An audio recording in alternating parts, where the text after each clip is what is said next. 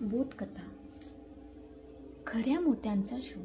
एकदा एक तरुण 25 वर्षाचा आपल्या आयुष्याचा मार्ग शोधत एका योगी बाबांकडे गेला. तो म्हणाला, बाबा, मला वाटतं मी काहीच विशेष नाही. इतर लोक पुढे जात आहे, मोठं कमवत आहे, मला काय करावं हेच समजत नाही. योगी बाबा हसले आणि त्याला एक मोती दिला आणि म्हणाले, हा मोती घे आणि बाजारात जा, पण विकू नकोस. फक्त विचार की किती किंमत देतात. तो तरुण मोती घेऊन बाजारात गेला. एका भाजीवाल्याने त्याला म्हटलं, ही गोष्ट चांगली आहे, मी याचे 10 रुपये देतो. दुसऱ्या माणसाने म्हटलं, मी याला 50 रुपये देईल, शोभा चांगली आहे.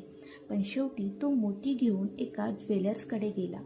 ज्वेलर तो पाहून स्तब्ध झाला आणि म्हणाला, हा तर शुद्ध मोती आहे, याची किंमत किमान 5 लाख रुपये आहे.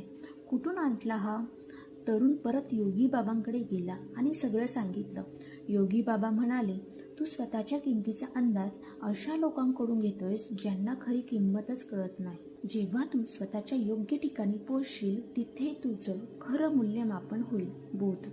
तुम्ही खास आहात, पण स्वतःचं मूल्य ओळखण्यासाठी योग्य वेळ, योग्य ठिकाण आणि योग्य लोकांची गरज असते.